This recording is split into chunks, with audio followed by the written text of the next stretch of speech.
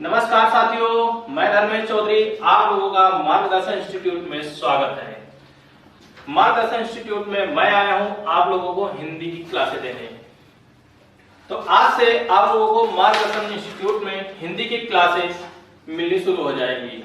ये 10 तारीख से आपको क्लास स्टार्ट हो जाएंगी मिलनी, धनतेरस के दिन से। ठीक है, तो चलिए आज हम पढ़ते हैं हिंदी, और हिंदी के एक नए टॉपिक की शुरुआत करते हैं, जिस टॉपिक का नाम है रस। चलिए शुरू करते हैं रस। तो आज का जो चैप्टर होने वाला है वो है रस। हम पढ़ने वाले हैं रस। रस इसलिए पढ़ेंगे पहला चैप्टर क्योंकि हिंदी पढ़ने के लिए सबसे पहले हमको रस की जरूरत पड़ती है, यानी एनर्जी की जरूरत पड़ती है ना। यही एक टॉपिक ऐसा है जिसमें आनंद बहुत ही ज्यादा आता है, और रस का मतलब भी होता है आनंद। रस का क्या मतलब होता है? आनंद। रस का मतलब होता है आनंद। रस को हम कहते हैं आनंद। आजकल तो बहुत सारे रस हो गए हैं मार्केट में। सोशल मीडिया पे आप चले जाइए, आपको रस अगर चाहिए तो सोशल मीडिया पे भरा पड़ा हुआ है ना, बहुत सारे रस। कोई इंस्टाग्राम देख के अपने मन को अच्छा कर रहा है ना, तो इस तरह रस का सेवन लोग बहुत से प्रकार से कर रहे हैं। और जो हम रस पढ़ने वाले वो ये रस नहीं है कि आम का रस हो गया, अंगूर का रस हो गया, ठीक है, करेले का हो गया, मिर्ची का हो गया, इस रस को हम नहीं पढ़ने वाले हैं। तो चलिए हम रस जो पढ़ने वाले हैं उसके बारे में बात करते हैं। तो रस का मतलब होता है आनंद, अर्थात हम कह सकते हैं जहां आनंद है वही आनंद है। हम कह सकते हैं जहां आनंद है वही आनंद है। यहां पर आनंद दो बार प्रयोग किया गया है। देखिएगा, आनंद को हम दो बार प्रयोग किए हैं। एक आनंद का मतलब होता है प्रसन्नता, इसका मतलब होता है प्रसन्नता, और दूसरे आनंद का मतलब होता है ब्रह्मा। क्या होता है? ब्रह्मा। ठीक है, दोनों आनंद का अर्थ अलग है। लेकिन अगर हम बात करें कि आनंद की परिभाषा क्या होगी, तो आनंद की परिभाषा की बात करें तो इसकी जो परिभाषा है, इसकी परिभाषा है आनंद की परिभाषा। इसकी परिभाषा कहती है किसी काव्य को पढ़कर, सुनकर, देखकर मन में जो भाव उत्पन्न होता है, जो भाव की अनुभूति प्राप्त होती है, उसी को हम रस कहते हैं। जैसे कहा जाए किसी काव्य को, किसी काव्य को पढ़कर और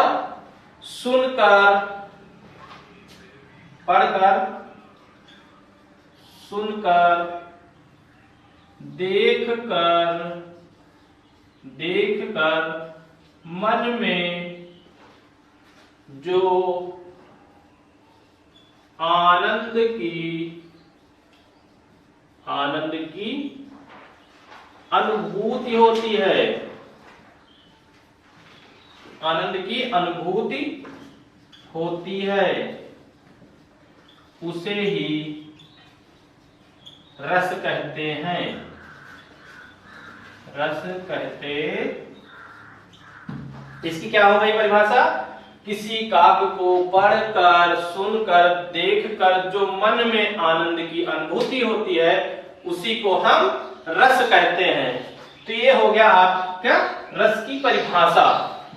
इसके बाद हम बात करेंगे, सबसे पहले कुछ रसों की पॉइंट हैं, हम उन पॉइंटों के बारे में जान लेंगे। जैसे कहा जाए कुल संचारी भावों की संख्या, पेपर में कई बार पूछा जा चुका है, इसलिए कुछ पॉइंट हम पढ़ेंगे। लेकिन चलिए सबसे पहले हम पढ़ते हैं पॉइंट नंबर पहला कि रसों की कुल संख्या कितनी होती है। रसों की कुल संख्या कितनी होती है? तो रसों की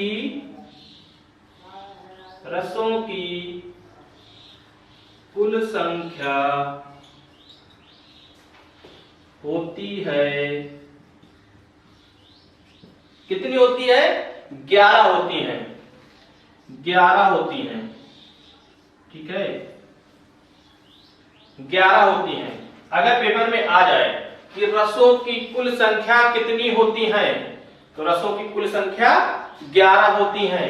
लेकिन दूसरा पॉइंट देखिएगा, अगर कहा जाए रसों की संख्या कितनी मानी गई है, जैसे कहा जाए रसों की संख्या मानी गई है,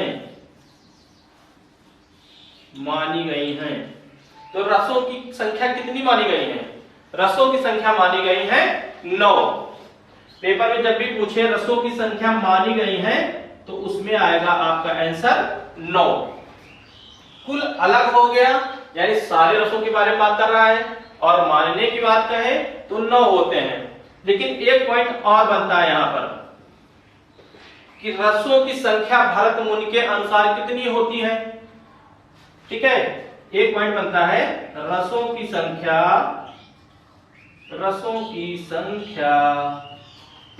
भरत मुनि के अनुसार, भरत मुनि के अनुसार कितनी है?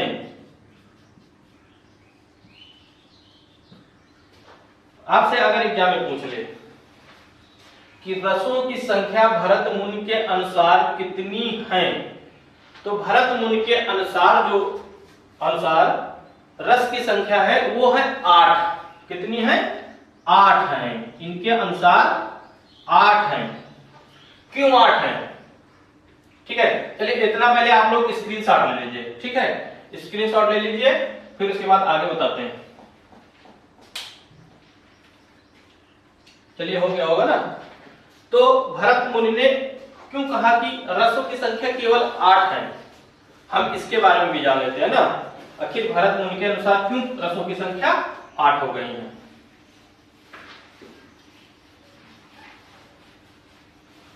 ये पॉइंट नोट करते चलिए आप लोग, एक बेहतरीन नोट्स बनाइए, क्योंकि हिंदी की जितनी अच्छी नोट्स होगी उतनी अच्छी आपकी तैयारी होगी।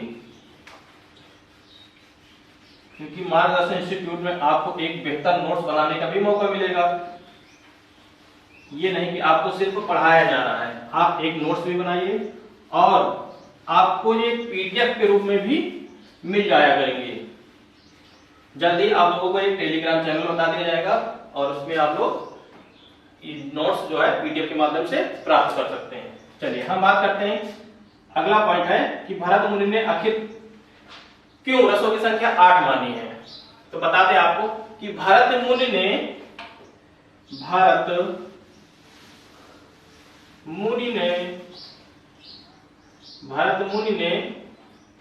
शांत रस को रस नहीं माना है, रस नहीं माना है। क्यों? भरत मुनि ने कहा है कि शांत रस कोई रस ही होता ही नहीं, जो चीज बिल्कुल शांत है उसमें रस कहां से है। वैसे देखा जाए तो सही है भाई, शांत होना कोई रस तो है नहीं, उसमें कौन सा हमें आनंद आता है। लेकिन इसीलिए भरत मुनि ने कहा है कि शांत रस को रस नहीं माना है, ठीक है। यहीं पर एक प्रश्न और बनता है कि भरत मुनि ने अस्थाई भाव को भी नहीं माना है। जाहिर सी बात है, भरत मुनि ने अस्थाई भाव को नहीं माना है। जैसे कहा, भरत मुनि ने अपने सूत्र में अस्थाई भाव का उल्लेख नहीं किया है। हम कह सकते हैं भरत मुनि ने अपने सूत्र में अस्थाई भाव का उल्लेख नहीं किया है। अस्थाई भाव, जो अस्थाई भाव होता है रस का, उसका उल्लेख ही नहीं किया है। अस्थाई भाव का उल्लेख नहीं किया। भरत मुनि ने कहा है कोई अस्थाई भाव है ही नहीं, उन्होंने उल्लेख ही नहीं किया अस्थाई भाव का, जबकि जो हमारे 11 प्रकार के रस हैं उनके सबके अस्थाई भाव भी हैं, लेकिन भरत मुनि ने अस्थाई भाव को उल्लेख ही नहीं किया, अस्थाई भाव को उल्लेख ही नहीं किया। ठीक है। इसके बाद एक प्रश्न और बनता है जो सबसे ज्यादा एग्जाम में पूछा जाता है कि संचारी भावों की कुल संख्या कितनी होती है, उसको भी हम यही नोट कर लेंगे। ठीक है। संचारी भावों की कुल संख्या, संचारी भावों की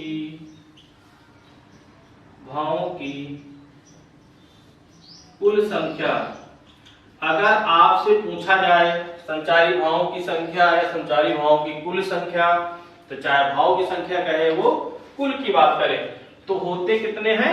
ये होते हैं 33 यानी 33। कितने होते हैं? संचारी भावों की कुल संख्या की होती है 33। एक प्रश्न इसमें और बनता है, उसमें कहता है कि वाक्यम रसात्मक काव्यम इसके लेखक पूछा जाता है। वाक्यम रसात्मक काव्यम, इसके लेखक बहुत पूछते हैं, और एक बार नहीं ये कई बार एग्जाम में आ चुका है। अब तक के हर एक एग्जाम में ये प्रश्न उठा के दे देता है, सीधा सीधा पूछ लेता है आखिर ये इसके रचनाकार कौन है, तो हमें बताना है इसके रचनाकार कौन है। चलिए बताइए। तो वाक्यम रसात्मक काव्यम के रचनाकार कौन है? इसके रचनाकार है विश्वनाथ। इसके रचनाकार कौन है? विश्वनाथ, है ना। हम कह सकते हैं इनके आगे लगा दें आचार्य विश्वनाथ। जब भी हमसे प्रश्न पूछेगा कि वाक्यम रसात्मक काव्यम के रचनाकार कौन है, तो कौन है? ये विश्वनाथ है। और ये है कहां से लिया गया? ये लिया गया है साहित्य दर्पण से। साहित्य दर्पण की एक किताब है, किताब का कथन है ये वाक्यम रसात्मक काव्यम। ये कहां से लिया गया है? एक साहित्य दर्पण की किताब का कथन है। साहित्य दर्पण ये लिख लेते हैं कि किताब का कथन है ये। कभी कभी आपसे यहाँ पे 2-3 प्रश्न पूछते हैं, वाक्यम रसात्मक काव्यम के रचनाकार कौन है, तो हमें बताना है आचार्य विश्वनाथ। अगर पूछा जाए कि ये कहां से लिया गया है, तो कहां से लिया गया है? साहित्य दर्पण की किताब का ये कथन है। ठीक, ये तो हो गया आपका रस। इसका भी स्क्रीनशॉट आप लेना चाहें तो ले लीजिए। स्क्रीनशॉट ले लेंगे तो बाद में आपको नोट्स बनाने में आसानी होगी, है ना। चलिए ले लीजिए।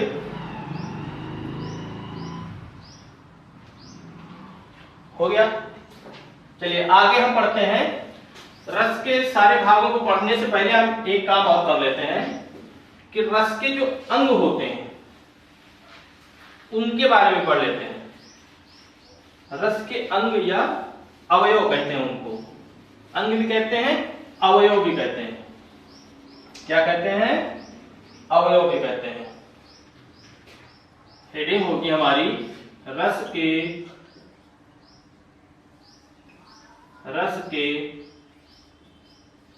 अवयव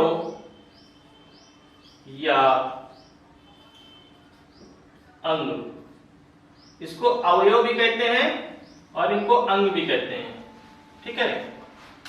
तो रस के अवयव या अंग कितने होते हैं बताइए आप लोग। कमेंट करके भी आप लोग बता सकते हैं। ठीक है। आपका कमेंट देखा जाएगा, बाद में देखा जाएगा, वीडियो के बाद में आपका कमेंट जरूर देखा जाएगा। भले ही ये अभी ऑफलाइन रिकॉर्डेड क्लासें हैं, लेकिन बाद में आपकी कमेंट देखी जाएंगी। ठीक है। तो रस के अवयव या अंग की बात करें तो इसका पहला, इसके 4 अंग होते हैं। एक विभाव होता है, एक अनुभाव होता है, एक संचारी भाव होता है और एक अस्थाई भाव होता है। संचारी भाव को व्यवचारी भाव भी कहते हैं। तो इसके कितने भाग होते हैं? 4 भाग होते हैं। पहला होता है आपका विभाव। ठीक है। दूसरा आपका होता है अनुभाव। अनुभाव, दूसरा होता है आपका अनुभाव विभाव, एक होता है आपका संचारी भाव, संचारी भाव या व्यभिचारी, संचारी भाव या व्यभिचारी होता है, ठीक है। और चौथा जो होता है हमारा वो होता है अस्थाई भाव, अस्थाई भाव, ठीक है। तो इन चारों के बारे में इनकी परिभाषाएं भी देख लें कि आखिर ये होते क्या है। जैसे विभाव का कहा जाए तो विभाव का अर्थ होता है कारण, क्या होता है कारण, विभाव का अर्थ होता है मतलब होता है कारण, और कारण भी दो प्रकार के होते हैं, एक होता है आपका उद्दीपन, उद्दीपन, और दूसरा और होता है आलंबन, आलंबन। अब इनके बारे में जान लेते हैं, उद्दीपन और आलंबन क्या होता है। उद्दीपन क्या होता है, उद्दीपन वो होता है जिसे देखकर मन में भाव उत्पन्न हो, ठीक है, जिसे देखकर मन में भाव उत्पन्न हो। जैसे मान लो आप कहीं गए घूमने, ठीक है, आप किसी के उदाहरण तौर पे ऐसे समझाने के लिए बता रहा हूं मैं, जैसे आप रेलवे पटरी पे खड़े हैं, आप खड़े हैं पहले नंबर प्लेटफॉर्म पे, और आपको एक मित्री देख रही है प्लेटफॉर्म नंबर 3 पे खड़ी। मित्री मतलब समझ रहे हो ना, हाँ, नायिका, आप हो गए नायक और वो हो गई नायिका, वो तीसरे प्लेटफॉर्म से आपको खड़ी देख रही है। एक बार देखा, दो बार देखा, जब बार बार आपको देखने लगी तो आपके मन में एक भाव उत्पन्न हो गया, है ना। ऐसा सबके साथ होता है, अगर कोई बार बार देख ले मित्री तो जाहिर सी बात है मन में एक भाव उत्पन्न हो जाएगा। तो आपके मन में भी एक भाव उत्पन्न हो गया, है ना, जिसको, तो इसका मतलब क्या हुआ, उद्दीपन का मतलब हुआ जिसको, है ना, जिसको देखकर मन में भाव उत्पन्न हो, भाव उत्पन्न हो।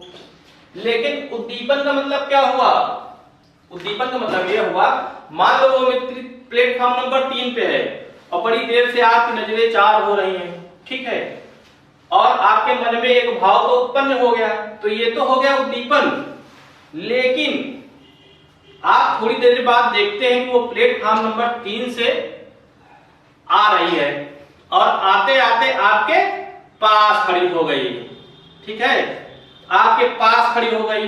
तो अभी तक जो मन में भाव उत्पन्न हुए थे वो क्या हो गए हैं, बहुत ही तेज हो गए हैं। तो आलंबन का काम क्या है, भाव, जो मन में उठे भाव को तेज करना। अब तो अपने बगल में आके खड़ी हो गई, है ना, तो अब तो आपके मन में विचार आ रहा, मोबाइल नंबर तो मिल ही जाएगा, है ना, बहुत अच्छे अच्छे ख्याल आएंगे कि अभी तक तो 3 नंबर से देख रही थी, अब हमारे ही पास आके खड़ी हो गई। तो ये होता है मन में उठे भाव को तेज करना, है ना। ये कई कारण से हो सकता है ना, जैसे कोई चीज आपको चाहिए, मिलनी चाहिए, है ना, नहीं मिल पा रही है, और अचानक अगर वो आपको सरप्राइज के तौर पे मिल जाए तो क्या होगा, पहले तो किसी चीज को देख के मन में भाव उत्पन्न हुआ, फिर क्या हुआ, थोड़ी देर बाद वही चीज हमको मिल गई, यानी मन में जो भाव अभी तक उत्पन्न हुए थे वो क्या हो गए, तेज हो गए। तो यही तुम्हारे साथ भी हुआ। तो मित्री क्या किया, तुम्हारे भाव को तेज कर दिया, तुम्हारे बगल में आके खड़ी हो गई, तो तुम्हारे मन के जो उठे हुए भाव थे वो तेज हो गए। तो इसका आलंबन का मतलब है मन में उठे